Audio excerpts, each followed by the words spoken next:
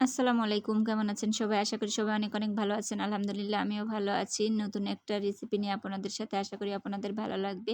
আমি আজকে mango jelly বানাবো আর এটা বানানো অত অনেক সহজ। যদি একবার দেখেন তাহলেই বানাতে পারবেন। এতটাই সহজ আর খেতে কিন্তু অসাধারণ।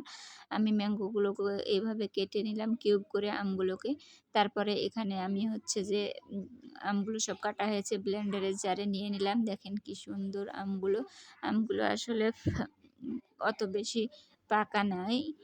তারপরে এই যে আমি ব্লেন্ডারে দিয়ে ব্লেন্ড করে নিয়েছি। সাথে একটু পানি দিলাম। কারণ আমি আগে কোনো পানি ব্যবহার করিনি। এখন আমি চিনি দিয়ে দিব আমটা মিষ্টি হওয়ার জন্য।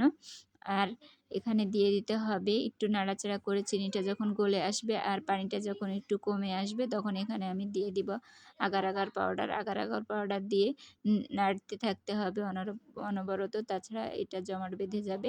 এভাবে নাড়তে, নাড়তে এরকম দেখেন যখন ফুটে উঠবে তখন আমি এখানে ব্যবহার করব ১ চিমটি লবণ। লবণ দিলে স্বাদটা আরও বেশি ভালো হয়।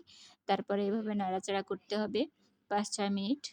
আমের ঘনত্বটা যখন একটু আঠালো হয়ে আসবে তখন এই আমের জেলি বানানোর জন্য এটা পারফেক্টভাবে সেট হয়ে যাবে। এটাকে আমি নাড়াচাড়া করছি মিডিয়াম আঁচে ৫-৭ মিনিটের মতো। দেখেন ফুটে উঠেছে আর কি সুন্দর একটা কালার আসছে। আমটা কিন্তু একটু কাঁচা, কাঁচা ভাব ছিল। তো যাই হোক হাড়িভাঙ্গা আম এটা ১ম বাজারে আসছে। এই যে আমি এখন এটা নিয়ে নিলাম একটা ট্রেতে। দিয়ে এটা এখন ঠান্ডা হয়ে গেলে নরমাল ফ্রিজে ০.৫ ঘন্টা রেখে দিতে হবে। আমি ১০-১৫ মিনিটও রাখতে পারিনি কারণ আমার বাচ্চারা খাওয়ার জন্য ব্যস্ত হয়ে গেছে। ঘুমায়ে যাবে সেজন্য আমি তাড়াতাড়ি বের করে নিয়েছি। দিয়ে এভাবে কিউব করে কেটে নিব।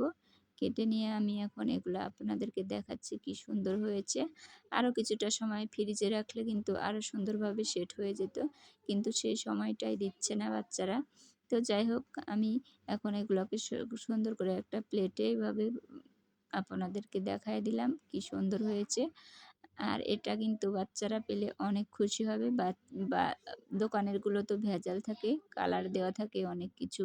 সেজন্য বাসায় এভাবে আমের সময় আপনারা বাচ্চাদেরকে এভাবে বানিয়ে দিতে পারেন। খেতে কিন্তু অসাধারণ। তো সবাই ভালো থাকবেন, সুস্থ থাকবেন। ভিডিওটা শেয়ার করে দিবেন। আর বাচ্চাদেরকে অবশ্যই বানিয়ে দিবেন।